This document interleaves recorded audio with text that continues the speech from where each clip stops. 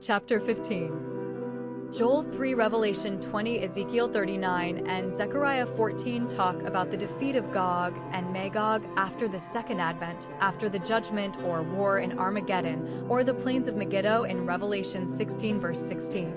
This is the time after the millennium when Jesus comes back, when he defeats Gog and Magog, rebelling nations, on the Mount of Olives in Jerusalem rather than Megiddo as in Revelation 16 verse 16.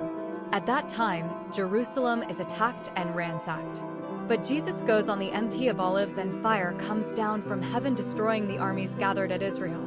According to Ezekiel 39, for 7 years the people who are left use the weapons left to burn fire, and they bury the dead for 7 months.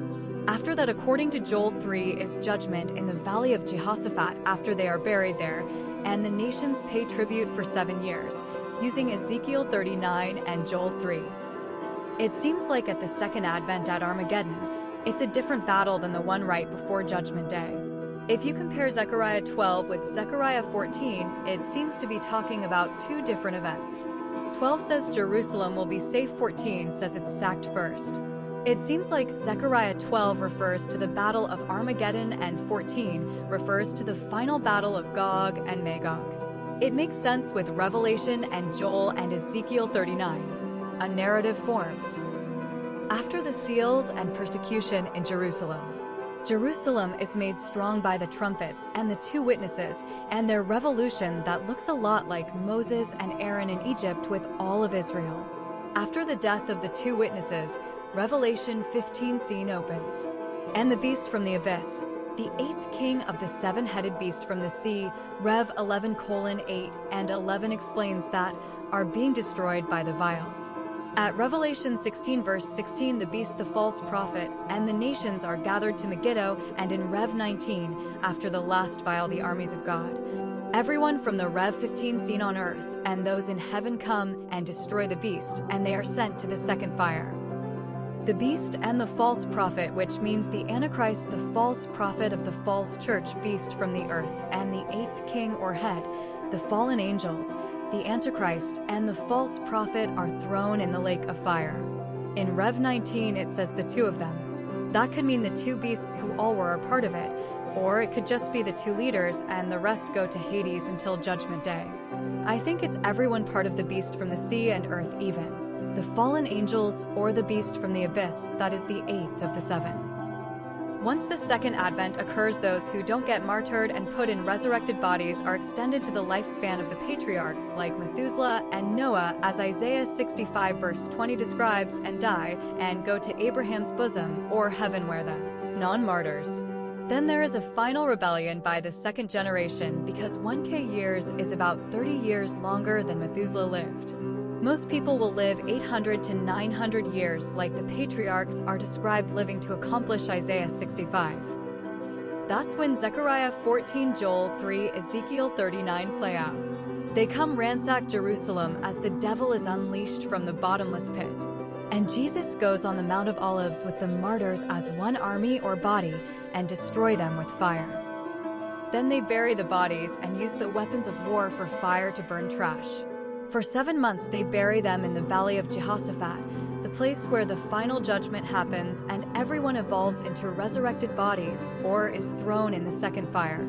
The survivors of the battle will go up and celebrate the tabernacles as Zechariah 14 verse 16 describes for those 7 years in between the judgment and the battle. Ezekiel 39 and Joel 3 explain. Then 7 years later Judgment Day occurs, Jerusalem or heaven descends to the city, and that's the end of the book. Ezekiel 39 and Rev 19 talk about birds eating the dead that are killed as a tribute to them from God. But I put the Gog and Magog after Rev 9 with Ezekiel 39. I did that because of the context of where this is all happening. One is at Megiddo and the other is at the Mount of Olives. One is concerning Gog and Magog, and the other has to do with the beast from the earth and sea and those nations. I could be wrong, but I think it fits better for both scenarios. The birds feast on the enemies of Armageddon, and the birds feast on the enemies at the Mount of Olives. The whole scene fits better, Joel 3, Ezekiel 39, and Zechariah 14, with after Armageddon or Rev 19 because of the location of Megiddo. In Revelation 16 verse 16 and 19, it says he comes like a thief on them in the plains of Megiddo, not on the MT of Olives, and the city is never ransacked except for in the seals as the beast's rule is fully established, to accomplish Revelation 17 verse 16.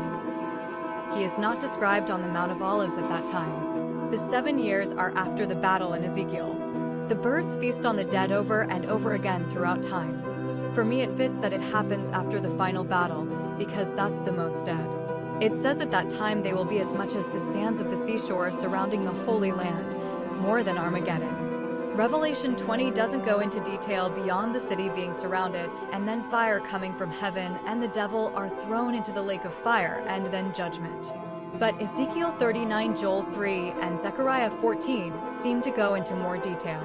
It seems like Zechariah 12 describes Jerusalem during Armageddon, which after the 2 witnesses shifts to Megiddo at the end of the vials, or chapter 16:12 after the 2 witnesses in Jerusalem seen in Rev 11. I think Zechariah 13 describes the second advent, and Zechariah 14 describes the final battle after the second advent.